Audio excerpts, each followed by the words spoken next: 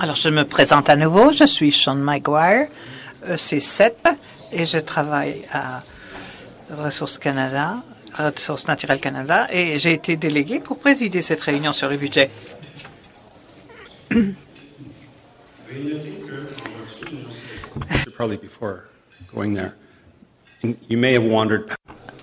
Peut-être que vous avez passé devant, mais vous avez des écouteurs à la porte, si vous en avez besoin, des récepteurs et des écouteurs. Alors, parce que je passerai de l'anglais au français, vice-versa.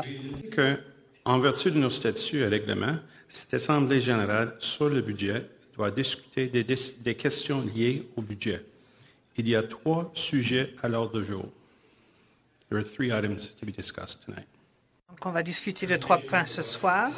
La présentation du budget et de la résolution pour son adoption, la présentation de la résolution sur l'utilisation des surplus pour garnir le fonds de défense, présentation de la résolution sur une structure progressive des cotisations.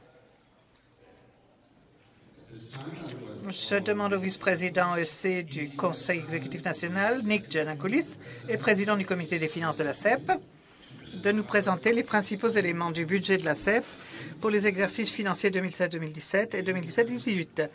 Une fois la présentation terminée, nous aurons une période de 30 minutes où vous pourrez poser des questions.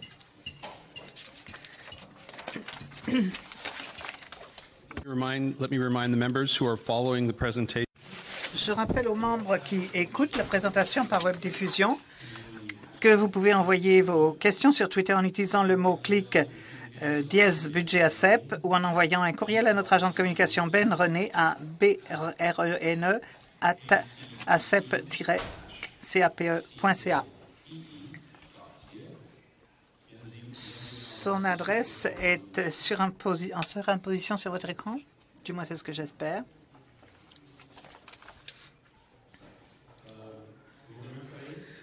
Nous allons afficher la question qui sera posée dans le cadre du vote électronique qui débutera le 15 juin.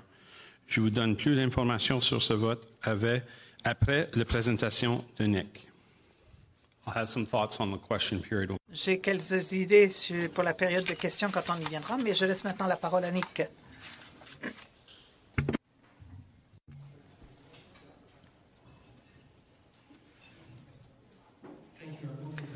Merci d'être venu ce soir. Merci à tous. Avant de commencer, je veux présenter les membres du comité des finances qui sont présents ici ce soir. Alors, nous avons Emmanuel Tremblay, président de la CEP, André Picotte, vice-président TR. Ah, le voilà là-bas. Sean Joseph, je ne sais pas s'il est là ce soir. Et du côté direction, nous avons Isabelle Boré à l'arrière, Claude Vézina, Liana Griffin qui s'occupe des marchés publics et Sandy Wenzik, notre agente des finances, et Marc Courty qui s'occupe également des finances. Alors, je commencerai simplement par quelques déclarations. Vous avez dû tous voir la communication qui a été envoyée hier. On a envoyé plusieurs rappels au cours des dernières semaines.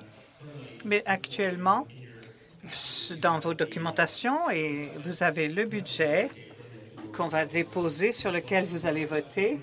Et on a aussi un document sur le budget qui donne un survol et qui précise certaines des définitions concernant les postes budgétaires.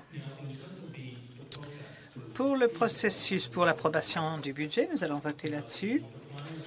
Donc, il est prévu que le vote sur le budget, enfin les bulletins soient envoyés le 15 juin, entre le 15 et le 27 juin. Donc, vous aurez 12 jours.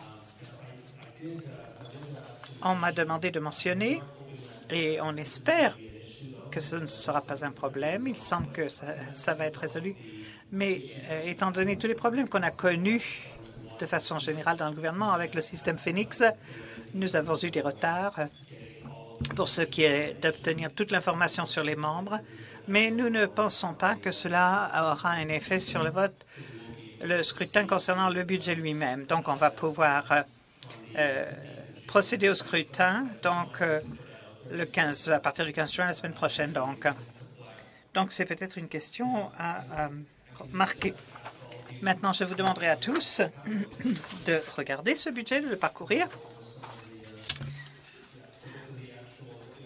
Donc là, vous avez ce document dans votre pochette. Il y a à peu près 3 pages et vous avez des comparaisons entre le budget proposé pour 2016-2017 et 2017-2018. Et à titre de comparaison, vous avez le budget de 2015-2016. Mais je vais passer en revue certains des postes. Pour les recettes, la première ligne, donc, c'est l'essentiel des recettes de l'association qui découlent des cotisations. Donc, ce sont les cotisations qui sont payées par les membres. Donc, elles sont souvent déduites à la source. Elles financent les activités du syndicat, en plus de permettre donc des intérêts de placement. Nous avons ensuite les salaires et les avantages sociaux. Donc, ça, c'est le résultat des conventions signées avec les membres du personnel. C'est la plus grosse dépense.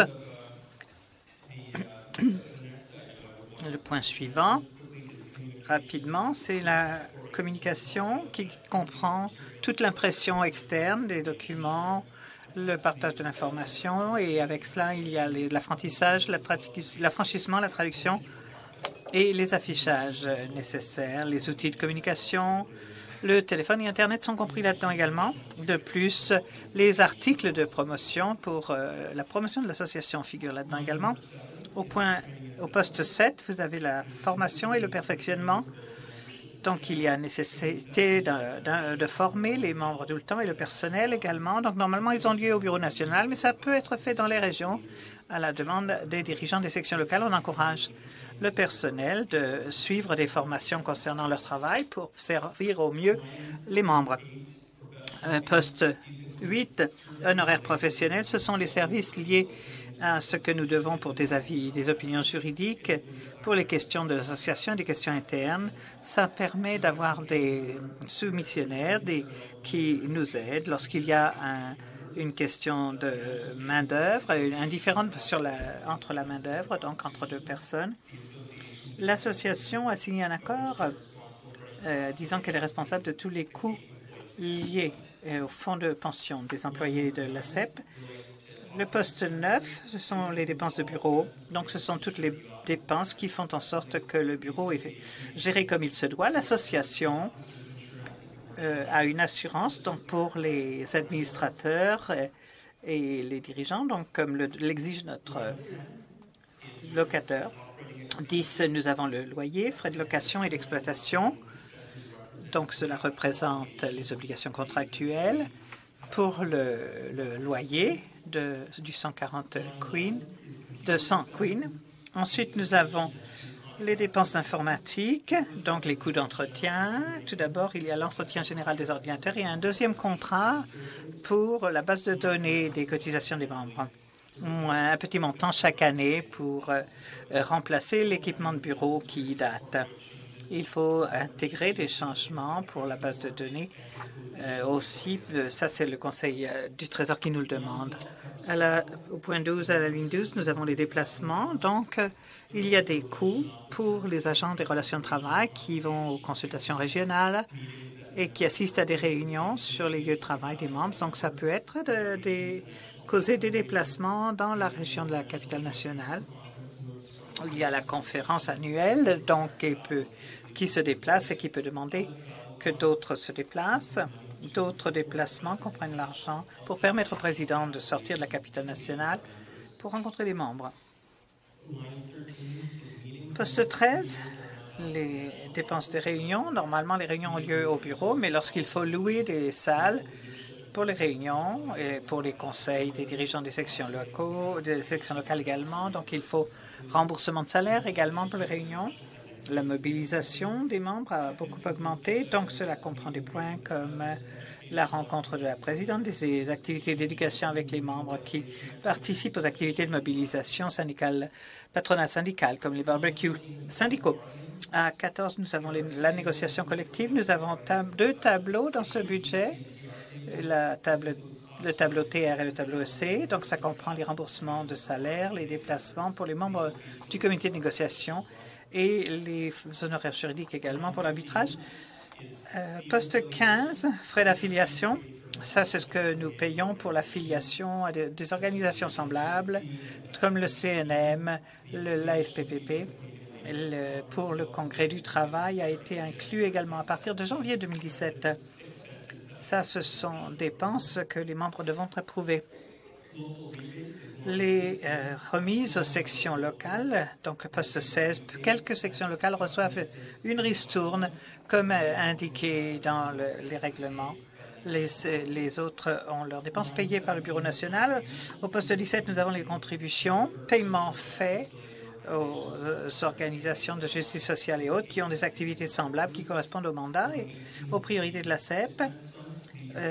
Poste 18, fonds de défense, de l'argent mis de côté pour des dépenses possibles dues aux activités de mobilisation, y compris grève, etc., frais juridiques pour l'arbitrage, communication avec les membres et avec le public, y compris les médias de masse. Et ensuite, on a les frais pour imprévus.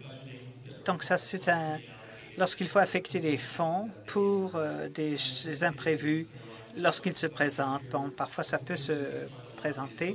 Ça permet à l'association de fonctionner en cas d'urgence sans devoir demander aux membres de modifier un budget précédemment approuvé. Voilà donc un survol de haut niveau. Si vous regardez le résumé là dans le budget, vous avez les lignes principales qui sont intéressantes pour vous avez cela aux pages 6, 7 et 8 et je vous encourage de regarder ce survol. Donc ce soir, nous voulons consacrer autant de temps que possible aux questions et réponses et plutôt que prendre trop de temps pour passer en revue le budget ligne par ligne et dire quelles sont les différences avec l'année dernière par rapport à ce qu'on propose pour l'exercice en cours et le prochain. Je préférerais qu'on s'attache aux questions pour qu'on ait plus de temps. Nous avons une trentaine de minutes, je crois, pour les questions, n'est-ce pas, Sean? Oui, j'essaierai de répondre aux questions que vous pourriez avoir. Je le ferai aussi franchement possible. Et Sean va diriger la discussion. Si je ne peux pas répondre aux questions, Sean est là. Il fait partie du comité des finances. J'espère qu'entre nous deux, nous pourrons répondre à la plupart des questions. Merci.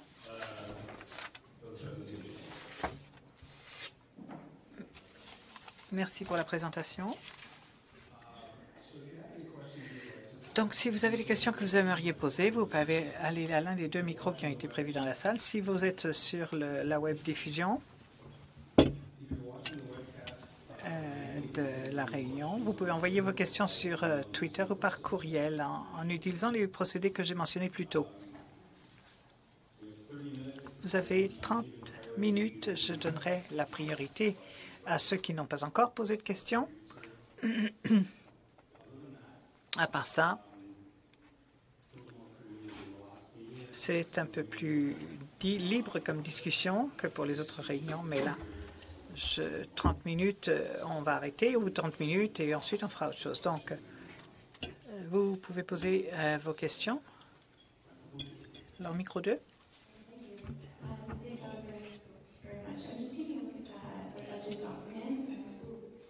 Attendez. Attention. Désolé. Tout d'abord, dites votre nom et le ministère dont vous relevez. Donc, ministère et votre nom et le ministère dont vous relevez. Avant de poser la question, s'il vous plaît. Miranda de Santé Canada. J'aurais quelques questions. Je ne sais pas quel poste budgétaire elle relève, mais je ne suis pas sûre que vous ayez l'information là-dessus, mais j'aimerais poser des questions sur 100 000 $ pour le règlement, l'infraction indirecte du règlement 12. Et aussi, je me demande, deuxièmement, je demande pourquoi les 400 000 $ d'indemnité de départ pour les administrateurs où il y a une mauvaise ambiance au bureau et ensuite le coût de l'enquête, y compris, j'imagine que c'est l'avocat de McDuffie qui a engagé pour 560 $ l'heure et je me demande s'il y a un plafond là-dessus et je ne sais pas s'il y a aussi un prix sur la lettre de mise en demeure. Donc je sais qu'il y en a une qui a coûté 5 000 $. Alors, si vous regardez l'article 13 des statuts, vous verrez que la réunion concernant le budget doit traiter du budget. Donc, tenons-en nous au budget. Bon, ça, c'est le contexte de ce que je vais dire. Plusieurs de ces questions, et peut-être que je les réentendrai, mais plusieurs de ces questions portent sur une enquête dont vous êtes sans doute au courant, mais elle est toujours en cours. Donc, j'ai décidé, en gros, de ne pas l'aborder avec aucune question. Donc, je n'admets aucune question sur l'enquête. Ce n'est pas indiqué, nous n'avons toujours pas de réponse, et c'est tout. Donc, je suis sûr que les deux premières questions portent directement sur l'enquête. Et après ça, j'ai un peu perdu le fil. Micro, s'il vous plaît. Donc, une question de budget, le 100 000 $, c'est une question de budget. Oui, mais ça fait partie de l'enquête aussi. Et il y a le domaine public qui entre en jeu et les 400 000, donc un autre montant non approuvé. C'est financier et budgétaire également. Et c'est aussi du domaine public. Et la troisième, c'était le coût de l'enquête, y compris les frais d'avocat de manuel, la lettre de mise en demeure, etc. Donc, combien ça coûte aux membres? La dernière question est sans doute valide. Une idée générale du coût de l'enquête. Les deux premières ne le sont pas. Elles portent directement sur des points qui font l'objet d'une enquête. Donc, c'est tout.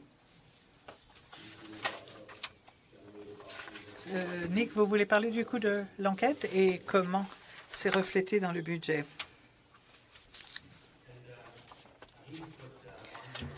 Je ne veux pas mettre André sur la sellette, mais je crois qu'il aura davantage de détails financiers concernant l'enquête, je crois. Moi, je n'ai pas... Moi, j'ai des chiffres très généraux que je peux vous donner, mais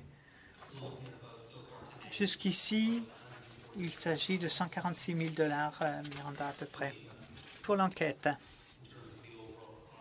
Les coûts généraux, donc, de cette question politique de l'heure.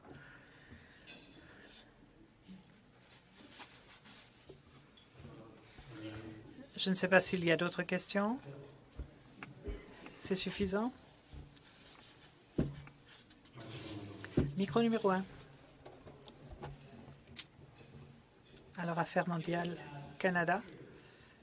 Il semble qu'il y ait des membres dans le syndicat qui vont continuer leur vendetta, quels que soient les résultats de l'enquête. C'est une question budgétaire. Est-ce qu'il serait raisonnable d'augmenter la caisse pour faits imprévus, étant donné les coûts, les procès juridiques, la productivité et le dommage que tout cela cause? J'ai entendu le ministère, mais je n'avais pas entendu votre nom.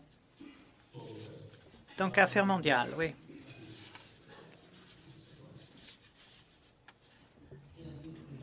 Bien, en gros, pour ce qui est des frais imprévus, si vous regardez le poste 19, il a déjà été augmenté. Je crois qu'on a rajouté 100 000 $ par rapport aux 50 qu'on avait prévu d'affecter. Donc, ce poste pour cet exercice est de 402 500. 402 500. Donc, mais si on dépasse ce qui est prévu, on a donc un petit coussin.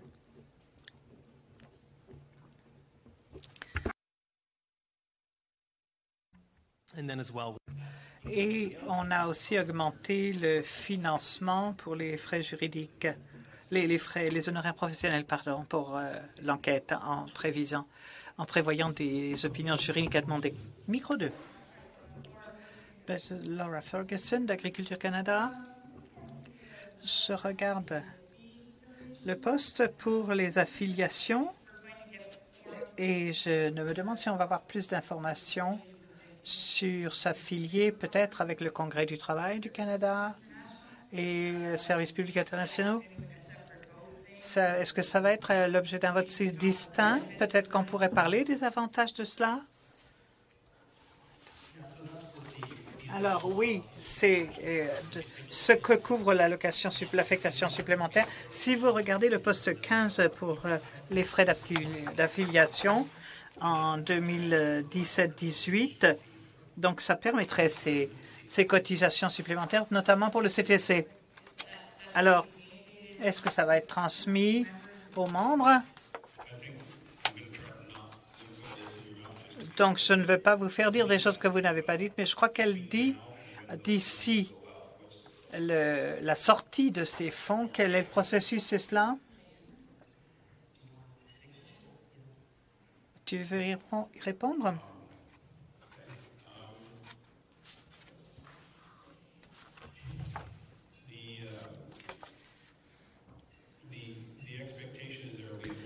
On s'attend à ce qu'il y ait un vote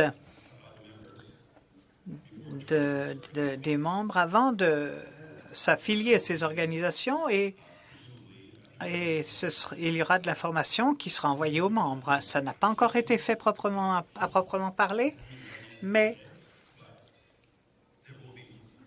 il y aura de l'information qui sera envoyée aux membres. Donc, pour toutes les organisations, enfin, avant qu'on pose la question.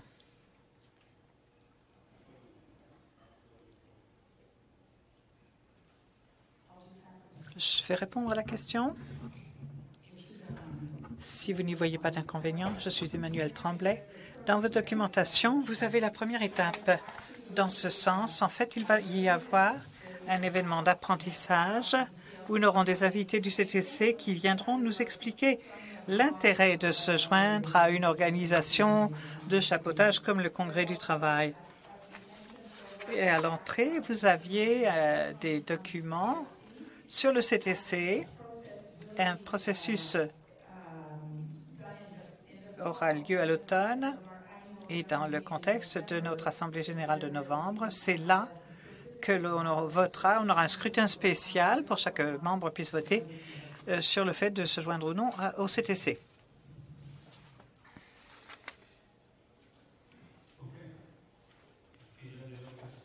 Le budget, c'était pas là, le numéro 2, s'il vous plaît. Vous avez parlé de l'arbitrage comme faisant partie du fonds de défense. Comment est-ce que l'arbitrage a été réglé auparavant?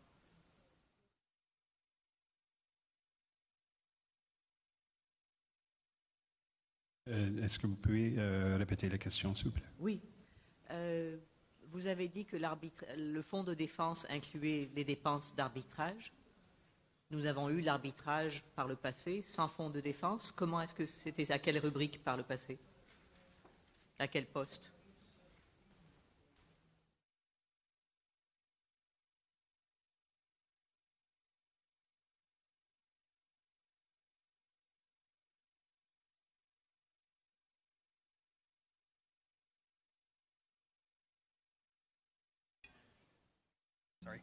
Hi, sorry about that. It's coming under professional services line 8. So there is specifically, there is a line in there for legal arbitration. Did you need more details or just that? Okay, thank you. And back to microphone 1. Just before. Au micro 1. Any more questions? Online? Catherine Newell, Industrie Canada. Pour les revenus progressifs, je n'ai pas pu venir à la réunion qu'il y a eu lieu il y a quelque temps et j'avais envoyé un courriel demandant qu'on fasse une analyse étant donnant le nombre de baby boomers qui prennent leur retraite et les nouveaux qui arrivent. Et je me demandais si vos projections, enfin, si on pouvait avoir votre formule pour les projections, parce que je crois que c'est important pour passer à la discussion suivante. C'est important de comprendre comment vous calculez ça, étant donné le taux important de retraites qui vont avoir lieu dans les prochaines années.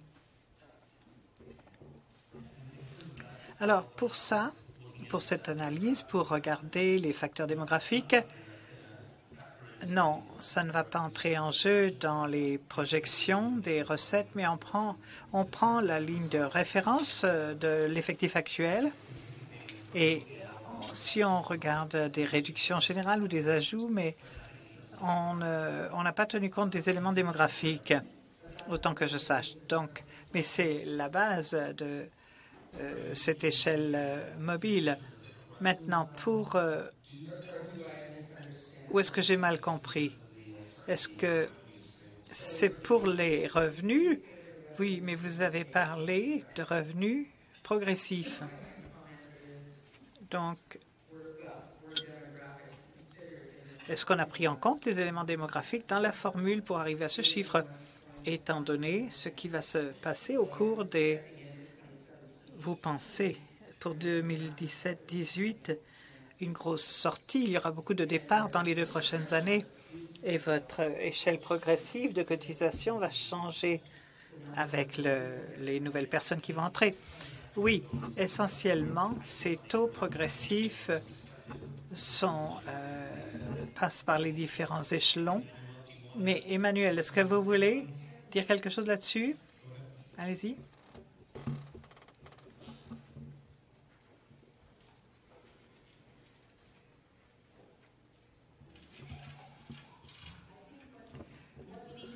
Alors, ce qu'il faut savoir, c'est que le calcul repose sur les postes et non les gens. Donc, oui, lorsque les gens prennent leur retraite, il s'est produit qu'ils n'aient pas été remplacés, mais dans la plupart des cas, ça n'est pas vu dans la tendance. On n'a pas vu de tendance de telle sorte dans notre effectif dans les dernières années. Donc, on suppose qu'on a fait ce calcul en fonction du nombre de membres qu'on a à chaque niveau. Et parce que le calcul des cotisations est sur le premier échelon, quel que soit le nombre d'années de service que vous avez, on prend toujours la même base. Non, ce n'est pas 0,75 de votre revenu %, mais du premier échelon. Donc, quelles que soient vos années de service à ce niveau-là. Oui, mais le premier échelon de chacun, EC, EC1, EC2, 3. Donc, les nouveaux qui arrivent seront des EC1, EC2, EC3. Et nous qui partons sommes des E6 de 7. Oui, mais les gens montent hiérarchiquement.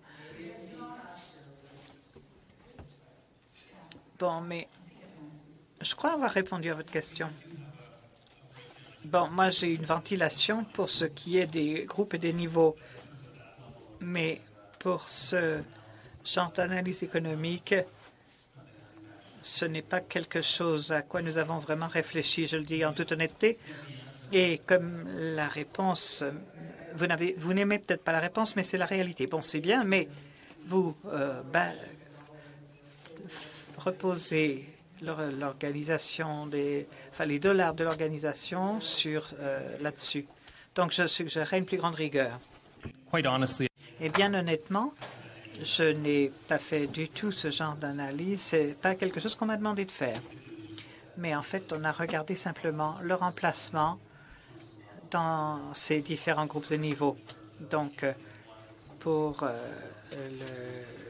l'échelon 1, le remplacement d'un poste, donc ça doit être parité plutôt qu'une différence entre l'étape 5-6 par rapport à l'échange. Je comprends ce que vous voulez dire, mais c'était un autre type d'analyse et je présume que lorsqu'on fera la présentation sur les cotisations progressives, ce serait peut-être le meilleur endroit pour poser la question.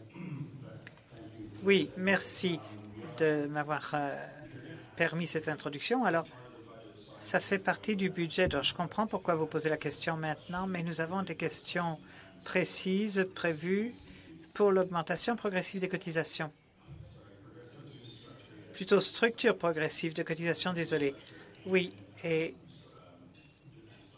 la caisse de défense ou les questions concernant les excédents budgétaires. Donc, si vous avez des questions sur ces sujets-là, vous pouvez peut-être attendre donc qu'on passe à eux. Ou non, parce que moi, j'ai des questions du monde de l'Internet, du monde extraordinaire, de Hart McKinnon.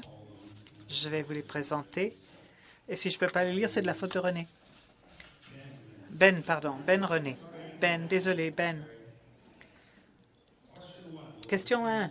Est-ce que la Caisse de défense sera utilisée pour l'affaire juridique de la présidente? Donc, je ne peux pas supporter le transfert de surplus du budget dans cette Caisse de défense. La réponse est non. La réponse est non. Il y a une ligne séparée pour les frais professionnels qui s'occupera de ça. Alors, cette autre question porte davantage sur la structure de cotisation, mais je vais la lire. Je ne peux pas soutenir l'augmentation des cotisations pour les C6 et plus, étant donné que la Convention a échu il y a 2 ans. Quand la Convention sera-t-elle renouvelée? Alors, la dernière question n'est pas liée au budget. Et est-ce que vous voulez prendre ça ou on peut y répondre plus tard? C'est une pure spéculation. Je crois que tout le monde peut faire ses suppositions, mais je crois on revient à la table de négociation en juin et je crois qu'au cours des 6 prochains mois, on va faire pression pour essayer de boucler les négociations. Mais il y a eu des choses qui se sont passées plus récentes. Emmanuel, si vous voulez en parler, vous pouvez le faire. Je ne sais pas dans quelle mesure nous pouvons d'ailleurs en parler, mais cela dépend des développements plus récents. On pourrait envisager quelque chose peut-être au début de 2017, dans le pire des cas. Mais bon, ça a pu arriver des fois qu'il se passe 3 ans depuis l'expiration. Et pourquoi l'exécutif veut-il qu'on se joigne au Congrès du travail du Canada et Public Service International? Quel sera le coût total et quel serait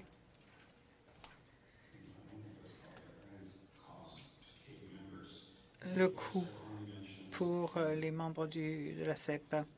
Le site Web parle de seulement de 0,75 %. Vous voulez parler du coût en dollars au moins? Bon, oui. Je crois que c'est 1,25 dans le budget. Oui. Dans le budget, pouvez-vous nous dire? Alors, ce sera à la ligne 15, frais d'affiliation, 75 cents par membre. Voilà le coût pour le CTC. D'accord. Alors, je pense que les chiffres sont exacts. Andrew Afghan de Santé Canada. J'ai 2 questions à vous poser.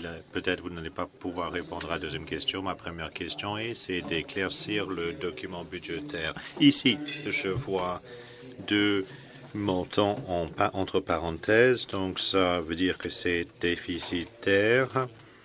Un est fondé sur un scénario, l'autre sur la structure progressive. Est-ce que c'est un déficit qui est prévu pour 16-17?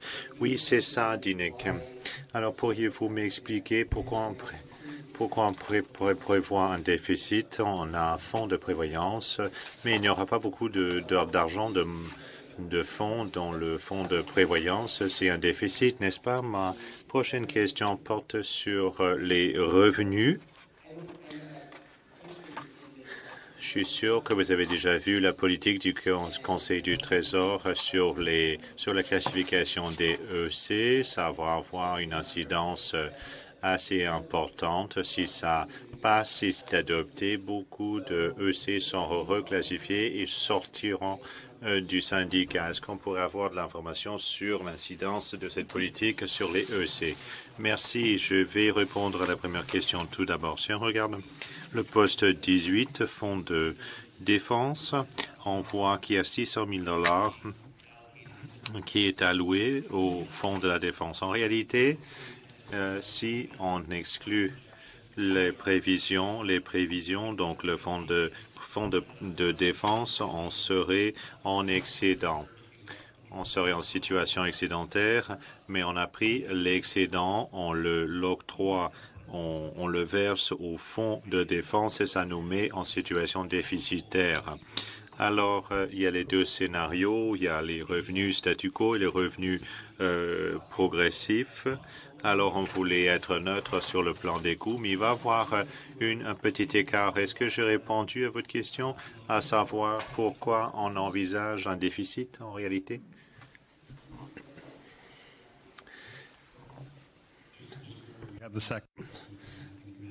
Vous avez posé une deuxième question. Emmanuel va répondre à votre deuxième question, je pense. Allez-y.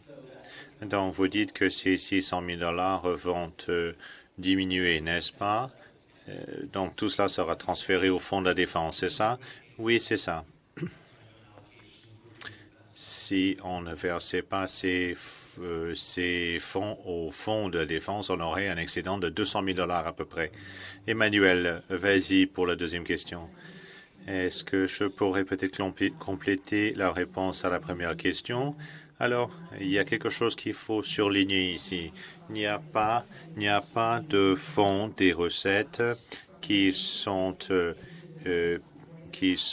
enlevés des recettes pour les verser dans le fonds de défense. Qu'est-ce qui se passe? C'est une mesure de comptabilisation, de comptabilité.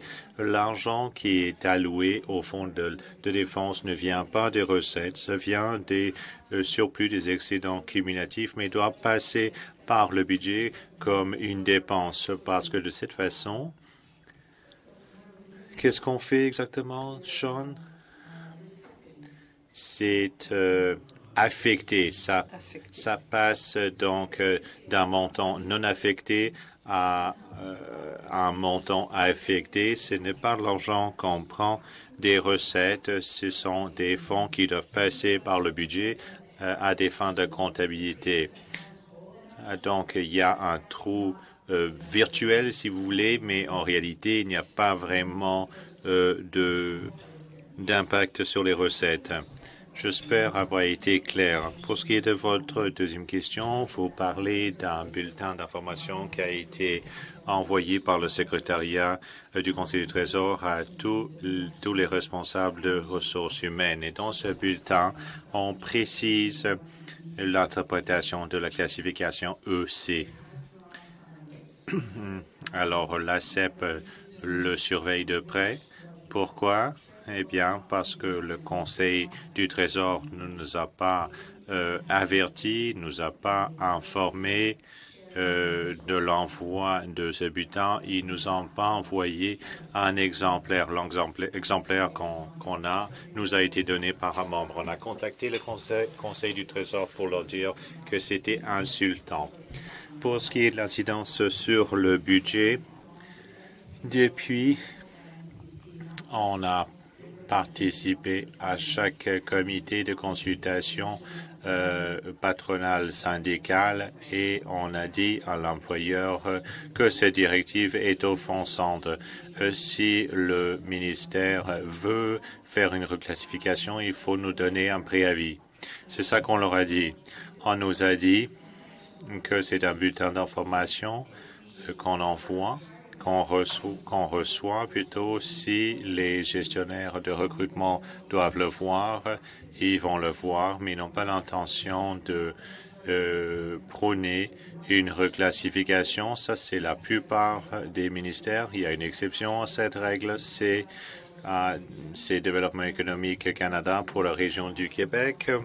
Eux, ils semblent avoir procédé à afficher les postes qui ne sont pas EC et demander au EC de faire une demande d'emploi. C'est le seul exemple concret qu'on a. Le sous-ministre adjoint qui a signé ce bulletin d'information, Manon Brassan, a été nommé sous-ministre de Développement économique Canada pour la région du Québec. C'est paradoxal, n'est-ce pas? C'est une ironie. Alors, moi, je me suis adressé à des responsables de des ressources humaines et des gens dont relève les EC pour voir quelles seront leurs intentions, parce que ça pourrait avoir une incidence sur nos recettes, une incidence importante sur nos recettes. Vous avez raison. Microphone numéro 2. Merci beaucoup, Mark Sutzer. Statistique Canada. J'ai une question sur les salaires.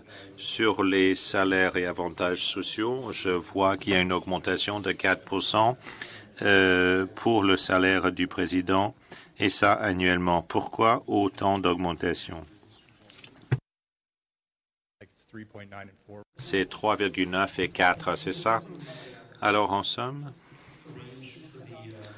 l'échelle prévue dans le contrat de la présidente, c'est entre 144 et 170 000 $. Et c'est basé sur un poste UX2. Il y a une directive sur les salaires des exécutifs qui prévoit 5%, une augmentation de 5%. Donc, passer de l'échelon 1 au sommet en fait de l'échelle salariale, ça va vous prendre 4 ans. C'est régi par une directive. Microphone numéro 1.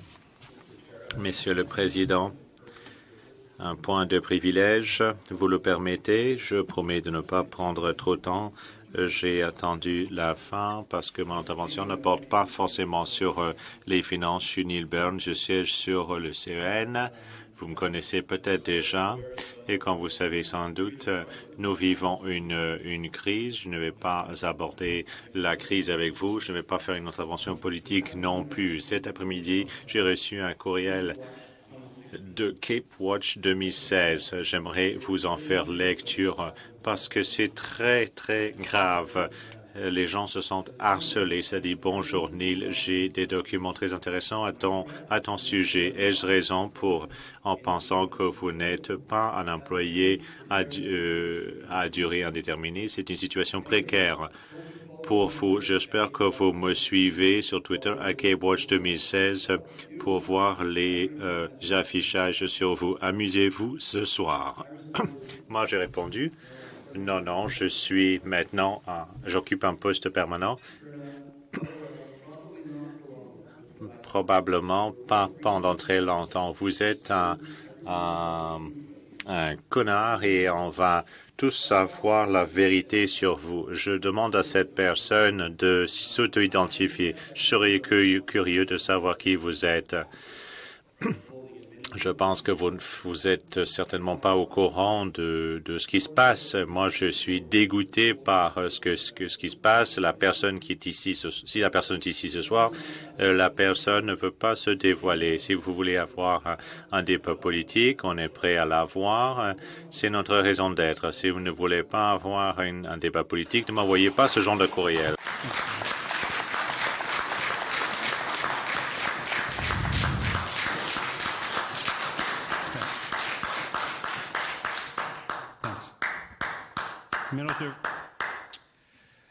Nicholas Stewart at Global Affairs Canada.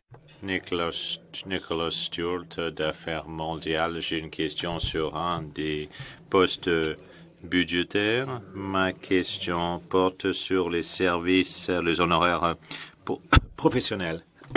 Consultants. Alors, les frais d'experts conseil, j'aimerais avoir une description de ces frais. À quoi servent-ils ces frais, justement, ces honoraires de consultation?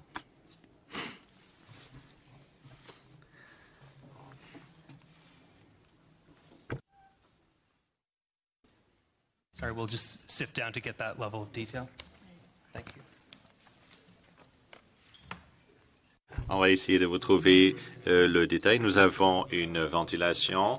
Pour ce qui est des prévisions pour 2016-2017 et les 60 000 $, 10 à 15 000 $ pour les questions relevant de l'inscription et de la classification, 15 000 $ pour les frais de consultation de technologie de l'information, 10 000 pour le mentorat, 10 à 15 000 $ pour embaucher quelqu'un pour modifier notre marque d'image. Ça porte sur le logo de la CEP et également d'autres projets et politiques qui seront proposés.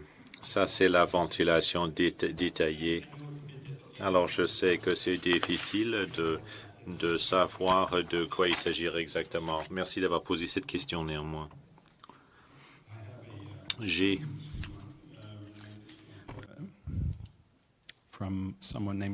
de quelqu'un qui s'appelle Florence de ECCC.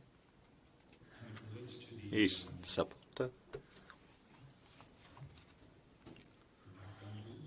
sur le document d'information. C'est en français. Numéro 4, c'est-à-dire défendre les conditions de travail est en constance décroissante, I think. C'est pourtant la mission du syndicat.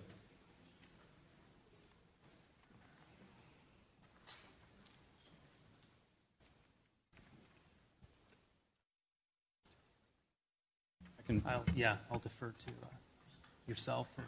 No, I wasn't going to answer it. I could just translate it for you if you wanted. Did you get it? Yeah, I did get it. Yeah, Je faisais la traduction tout simplement. Moi, j'ai eu la traduction. Non, je passe. Qui aimerait répondre? Emmanuel, c'est une question plutôt politique. Hein? Oui, Florence. La manière dont a été organisé l'alignement des allocations budgétaires par rapport aux objectifs stratégiques, pour ce qui est de l'objectif stratégique 4, il est essentiellement basé sur les budgets alloués à la négociation collective. Ce que ça veut dire, c'est qu'on a l'impression qu'en 2016-2017, on va être en creux par rapport à la négociation parce qu'on aura terminé la ronde actuelle et on n'aura pas encore commencé la nouvelle ronde de négociation. Donc, c'est la raison pour laquelle, en 2016-2017, on estime que les coûts propres à la négociation collective devraient baisser avant de remonter pour la ronde suivante. OK. Microphone number 2. Microphone numéro 2. Bonjour, Marane. C'est comme I had a question. Miranda. Alors, j'aimerais dire que je vais poser toutes mes questions sur le budget. Moi, j'ai reçu des lettres, pas plus tard qu'aujourd'hui, de l'administration, mais alors il y a des alors, si moi j'ai été victime d'harcèlement, je ne l'aborderai pas dans ce genre de réunion. Je ne vais pas dévoiler le nom de la personne, mais il s'agit d'un gazouillis. 64% de nos recettes sont affectées au salaire. Ça me semble assez élevé. Avez-vous plus d'informations, plus de détails que vous pouvez nous donner au sujet des salaires et des avantages sociaux? Quels sont les avantages dont jouit la présidente actuelle? Go ahead. Vas-y. Alors, pour ce qui est de la ventilation détaillée des salaires et des avantages sociaux, je pense que ça se trouve dans votre trousse d'informations. Ça sera sous le poste numéro 2, avantages sociaux et salaires. Alors, vous avez donc le salaire de la présidente.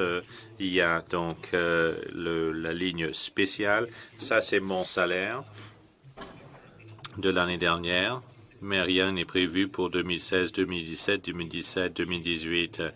On a le poste de direction également. Ça inclut 2 postes à l'heure actuelle, si vous voulez, au bureau national. Ensuite, on prévoit un 3e poste. Nous avons ensuite le personnel et ensuite il y a les pensions. Et après, on a les avantages sociaux On a donc les congés annuels de la présidente et ensuite les congés annuels de la direction. Ensuite, on a les congés compensatoires et les congés annuels. Mais pour ce qui est du détail au sujet des avantages sociaux, vous avez parlé de l'ensemble des avantages sociaux qui sont offerts à la présidente. Ça a été au cœur de votre question. Pour ce qui est des avantages sociaux de la présidente, je peux vous en parler. Je pense que nous avons une prévision précise. Just bear with me, sorry.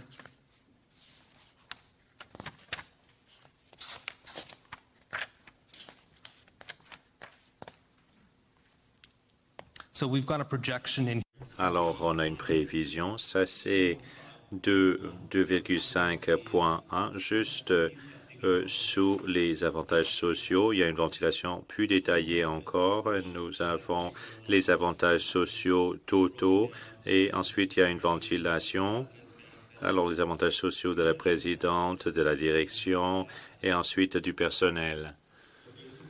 Alors, on a des prévisions pour les avantages sociaux de la présidente pour 2016-17 et ensuite 2017-2018, 42 700 $ et 44 500 $ respectivement. Donc, ça couvre tout manque à gagner Leave without pay from. Pendant que la présidente est congé sans paie, sans solde. Ça prend en charge la pension et également le régime de santé de la fonction publique, des soins dentaires de la fonction publique également. Ce sont des avantages sociaux normalement payés par l'employeur. Il y a un autre élément également qui est la cotisation au régime de pension de retraite de la CEP et ensuite d'autres couvertures offertes. Normalement, ça varie entre 40 000 $, ça peut aller jusqu'à 40 000 $. Tout dépend des cotisations en question. Donc, c'est très difficile pour moi vraiment de juger. L'année dernière, on était à 37 450 $. Mais l'ancien président relevait d'un autre régime d'avantages sociaux. Il y a eu des changements grâce à des modifications qui avaient été apportées il y a 2 ans. Et selon ces changements, le président avait droit à des avantages sociaux supplémentaires. Microphone numéro 2, c'est la dernière question. On a déjà dépassé notre temps de parole de 30 minutes. Dans le budget, on se base sur une augmentation de 400 000 $ aux 600 000 $ ou un transfert de 600 000 $ vers le fonds de défense. Donc, les recettes et les cotisations des membres.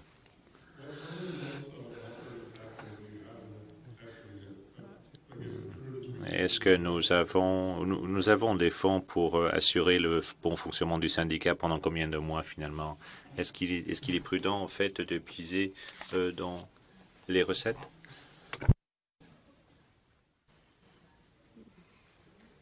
Okay, so I can take that because Je vais répondre à cette question. Où êtes-vous? J'ai la vérification de l'année dernière devant moi. Pour votre gouverne, on avait 2 88 000 en fonds non affectés au mois d'avril 2015. Donc, la réponse courte à votre question est 4 à 5 mois. Donc, ça va, ce n'est pas inacceptable. Normalement, il faut se garder 4 à 5 mois de fonds pour assurer le fonctionnement. C'était au 30 avril 2015. By April 30th, 2000. Je pense qu'on en avait plus après. Okay, so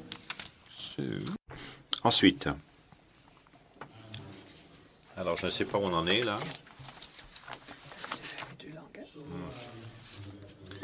Je vais revenir à mon script. Merci d'avoir posé vos questions. Vous allez tous recevoir un bulletin de scrutin. Vous allez avoir jusqu'au 27 juin pour voter. La première question portera sur l'adoption du budget. Alors, ça se lira comme suit. budget de 2 ans pour les exercices financiers 2016-17 et 17-18, préparé par la direction, revu par le Comité des finances et recommandé par le Conseil